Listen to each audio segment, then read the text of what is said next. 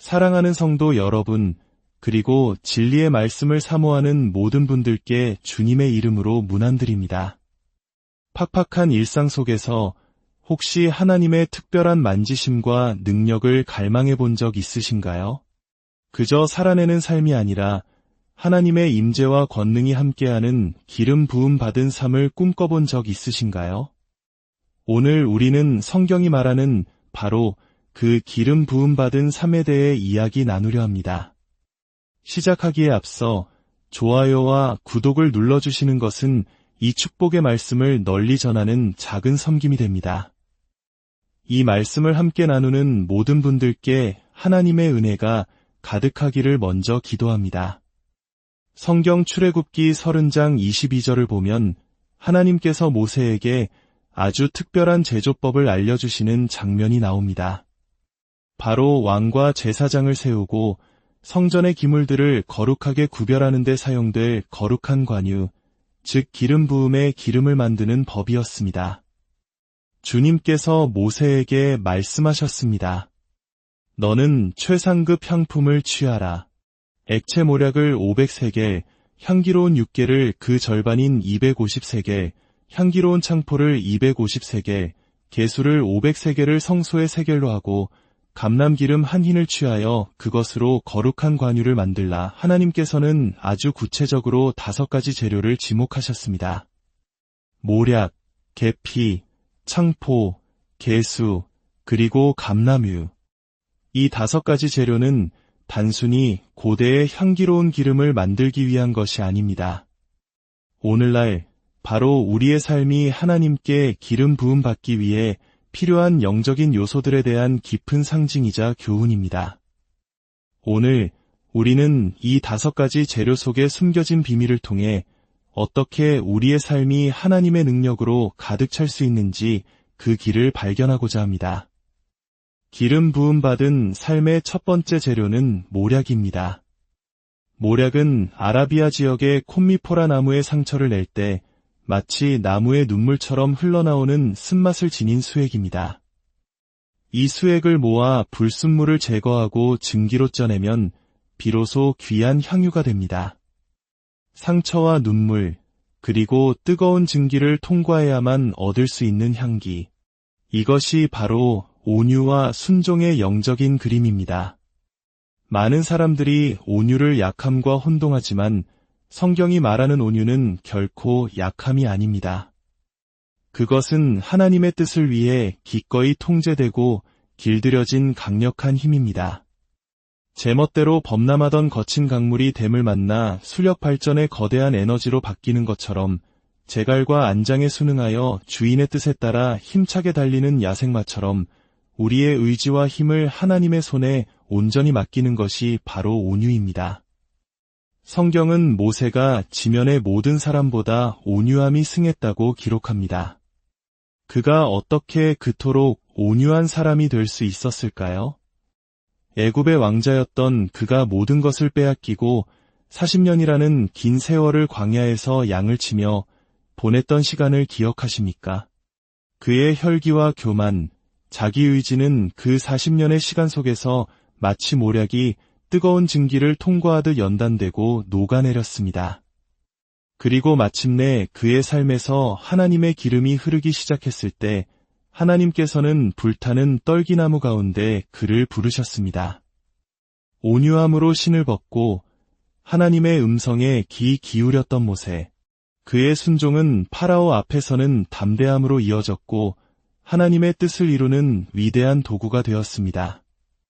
하나님께 온전히 순종할 때 그 온유함 위에 하나님의 기름 부으심이 임합니다. 두 번째 재료는 계피입니다. 향기로운 육계라고도 불리는 이 나무는 최대 12m까지 구부러짐 없이 하늘을 향해 곧게 자라는 특징이 있습니다. 이 곧은 나무의 잎과 열매를 압착하여 향기로운 기름을 얻습니다. 이는 우리의 삶에 필요한 유로움과 올곧은 자세를 상징합니다. 여기서 말하는 유로움이란 자신이 다른 사람보다 더 거룩하다고 여기는 자기위에 빠진 교만한 태도가 아닙니다. 그것은 세상의 조류와 여론에 휩쓸리지 않고 하나님의 진리와 말씀 위에 굳건히 서는 자세를 의미합니다. 구약시대의 등이 굽은 사람은 제사장이 될 수 없다는 규정이 있었습니다. 이는 육체적 차별이 아니라 하나님께서 자신의 종들이 진리 안에서 얼마나 곧고 흠없이 서 있기를 원하시는지 보여주는 강력한 상징이었습니다. 우리의 영적인 자세, 우리가 무엇을 위해 서 있는지가 하나님의 기름 부으심을 끌어당기는 중요한 요소라는 것입니다. 우리는 무엇 위에 서 있어야 합니까? 바로 예수 그리스도라는 반석 위에 서야 합니다. 우리의 의로움이 아니라 십자가에서 흘리신 예수님의 보혈의 공로를 의지하여 서는 것입니다. 그리고 그분의 약속의 말씀 위에 서야 합니다. 의사가 당신의 건강에 대해 절망적인 보고를 했을지라도 의사의 말이 마지막이 아닙니다. 그가 채찍에 맞음으로 우리는 나음을 받았도다. 라는 하나님의 약속 위에 굳건히 서십시오. 온 세상이 당신을 반대하는 것처럼 느껴질 때 종교개혁가 마르틴 루터처럼 그렇다면 내가 온 세상을 반대하겠다고 외치며 진리편에서는 용기가 필요합니다. 세상의 죄와 유혹, 마귀의 속삭임에 단호히 아니오라고 말할 수 있는 올곧음, 그 의로운 자세 위에 하나님의 능력이 부어집니다. 세 번째 재료는 창포입니다. 창포는 습지에서 자라는 향기로운 갈대입니다. 흥미로운 점은 이 갈대의 머리가 기름으로 가득 차 무거워져서 땅에 닿을 듯이 깊이 숙여졌을 때 비로소 최상의 기름을 얻을 수 있는 시기가 되었다는 것을 알 수 있었다고 합니다. 이것은 기름 부음 받은 삶의 필수적인 겸손을 너무나도 아름답게 보여줍니다. 하나님의 기름 부으심을 끌어당기는 가장 강력한 자석은 바로 겸손입니다. 요한복음 13장을 보면 예수님께서 보여주신 겸손의 절정을 목격하게 됩니다. 온 우주를 창조하신 그 거룩한 손으로 냄새나고 흙먼지 묻은 제자들의 발을 직접 씻기셨습니다. 너희 중에 누가 크냐고 다투던 제자들에게 가장 위대한 자는 섬기는 자임을 몸소 보여주신 것입니다. 만약 당신이 위대해지기를 원한다면 대접과 수건을 들고 낮은 곳으로 가십시오. 사람들의 발을 씻기는 섬김을 시작하십시오.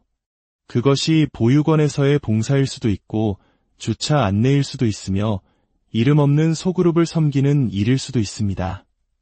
중요한 것은 나의 이름이나 인기가 아니라 다른 사람을 섬기고자 하는 겸손한 마음입니다. 시편 기자는 악인의 장막에 사는 것보다 내 하나님의 성전 문지기로 있는 것이 좋사오니라고 고백했습니다. 내가 꼭 주인공이 되지 않아도 좋습니다. 가장 낮은 자리에서 기꺼이 섬길 때 하나님께서는 가장 높은 기름 부으심으로 우리와 함께 하십니다. 교만은 기름 부으심을 막지만 겸손은 하늘의 문을 엽니다. 네 번째 재료는 개수입니다. 개수나무에서 추출한 성분은 고대부터 몸속의 불순물과 독소를 씻어내는 강력한 정화제로 사용되었습니다. 이는 우리에게 내면의 정결함이 얼마나 중요한지를 가르쳐줍니다. 하나님의 기름 부으심은 깨끗한 그릇에 담깁니다. 우리는 종종 우리의 내면을 돌아보는 것을 잊고 살아갑니다. 행동으로 옮겨지기 전 그것은 생각에서 시작됩니다. 겉으로 드러나는 죄 이전에 보이지 않는 태도에 문제가 있습니다. 그래서 우리는 날마다 십자가 앞에 나아가 기도해야 합니다. 하나님이여, 나를 살피사 내 마음을 아시며 나를 시험하사 내 뜻을 아옵소서. 내게 무슨 악한 행위가 있나 보시고 나를 영원한 길로 인도하소서. 우리는 우리 삶의 성전을 깨끗하게 해야 합니다. 무엇을 보고 듣고 읽으며 채우고 있습니까? 마음의 서재를 하나님의 말씀으로 정화해야 합니다. 통제되지 않는 욕망의 식당을 깨끗이 해야 합니다. 하나님이 주신 재능을 이기적인 목적으로 사용하는 재능의 작업실을 정돈해야 합니다. 세상적인 쾌락과 오락으로 가득 찬 놀이방을 청소해야 합니다. 말라기 선지자는 하나님께서 은을 연단하는 자같이 앉아 불순물이 모두 제거되고 순수한 은만 남을 때까지 계속해서 열을 가하실 것이라고 말했습니다. 때로는 고난의 불을 통해, 때로는 말씀의 비누를 통해 우리를 안팎으로 깨끗하게 하십니다. 정결함을 향한 간절한 부르짖음, 주님, 저를 깨끗하게 하소서라는 기도를 하나님은 결코 외면하지 않으십니다. 내면의 정결함은 하나님의 기름 부으심이 머무는 통로입니다. 마지막 5번째, 그리고 가장 많은 양을 차지하는 재료는 바로 감람유, 즉 올리브유입니다. 감람유는 성경에서 성령님을 상징하는 가장 대표적인 상징물입니다. 즉, 기름 부음 받은 삶의 핵심은 바로 성령의 충만함이라는 것입니다. 고대의 감람유는 음식을 조리하는 데 쓰여 사람들을 먹였습니다. 성령님은 우리에게 생명의 양식을 주십니다. 긴 여행으로 지친 나그네의 몸에 발라 안식과 위로를 주었습니다. 성령님은 우리의 보혜사이시며 이로자이십니다. 선한 사마리아인은 강도 만난 자의 상처에 감람유를 부어 치료했습니다. 성령의 기름 부으심은 우리의 상한 육신과 마음, 깨어진 관계를 치유하십니다. 여기서 가장 중요한 것은 바로 신선한 기름입니다. 시편 92편에서 다윗은 나는 신선한 기름으로 부음 받았나이다라고 외쳤습니다. 오래되어 썩은 기름보다 끔찍한 것은 없습니다. 오래된 기름은 파리를 끌어모읍니다.